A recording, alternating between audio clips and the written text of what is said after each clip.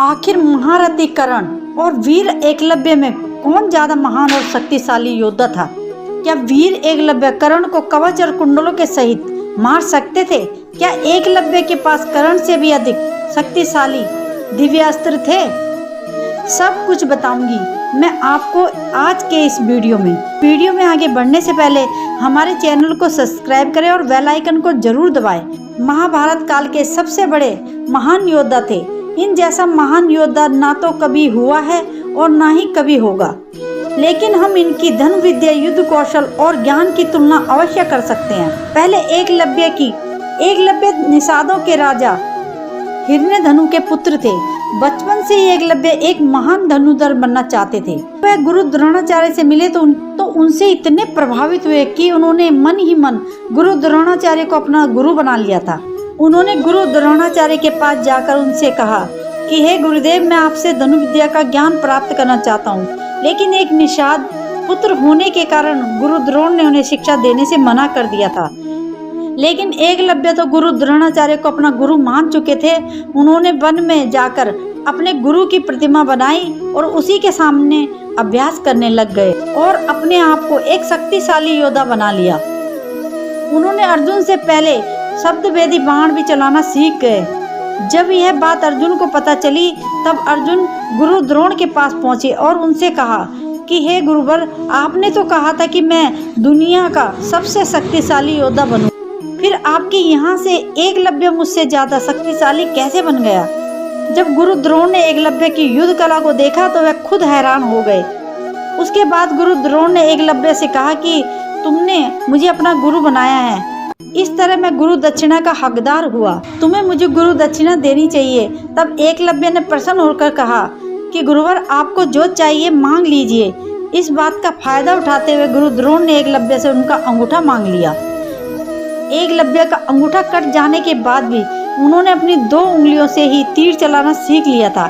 एकलव्य को गुरु द्रोणाचार्य से सपर्व के द्वारा दिव्य अस्त्रों का ज्ञान मिला, लेकिन फिर भी वह पहले जैसा योद्धा नहीं रहे। इसके बाद वह मगध नरेश जरासंध की सेना में सेनापति के रूप में शामिल हो गए।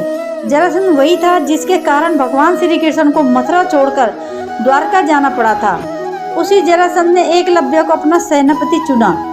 अब आप इस बात से अंदाजा लगा ही सकते हैं कि एकलव्य की धनुर्विद्या उस समय कितनी शक्तिशाली रही होगी। जब जरासंध एकलव्य के साथ भगवान श्री कृष्ण से युद्ध करने गया था तब एकलव्य से मुकाबला करने वाला कोई भी योद्धा वहां नहीं था।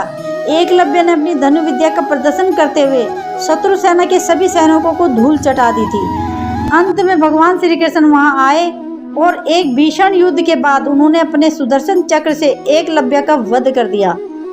अब आप सोच ही सकते हैं कि किसी योद्धा का वध भगवान श्री कृष्ण को स्वयं अपने सुदर्शन चक्र से करना पड़ा। वह योद्धा कितना महान और कितना शक्तिशाली था। एकलव्य के वध के बाद भगवान श्री कृष्ण ने अर्जुन से कहा कि हे अर्जुन, तुम्हारे कल्याण के लिए गुरु द्रोणाचार्य ने एकलव्य से उनका अंगूठा मांगा था। अगर एकलव्य का अंगूठा कटा नहीं होता तो एकलव्य को दुनिया में कोई भी योद्धा परास्त नहीं कर सकता था। एकलव्य अपने धनुष को लेकर जंगलों में घूमता और दूसरा परशुराम कहलाता। दोस्तों, अब आप ये समझ सकते हैं कि जिस एकलव्य की तुलना भगवान परशुराम से की गई हो वह कितना ज्यादा शक्तिशाली होगा। अब बात करते हैं महारथी कर्ण के बारे में। महारथी कर्ण भगवान सूर्य के अंश थे, इसलिए हम कह सकते हैं कि वे एक देव पुत्र थे और उनके गुरु स्वयं भगवान परशुराम जी थे। कर्ण की अपने गुरु भगवान परशुराम जी के प्रति बहुत निष्ठा थी। उन्होंने अपने गुरु की बहुत सेवा की, जिससे प्रसन्न होकर भगवान परशुराम जी ने अपने परसे को छोड़कर उन्हें एक एक दिव्य अस्त्रों का ज्ञान दिया था, जिसमें भगवान शंकर और ब्रह्मा जी के सभी दिव्य अस्त्र शामिल थे। साथ ही भगवान परशुराम जी द्वारा निर्मित भार्गव अस्त्र भी था। इस अस्त्र को भगवान परशुराम जी ने सिर्फ कर्ण को ही दिया था। यही वह दिव्य अस्त्र है जिसके डर से अर्जुन युद्ध भूमि छोड़कर भागने पर मजबूर हो गए थे।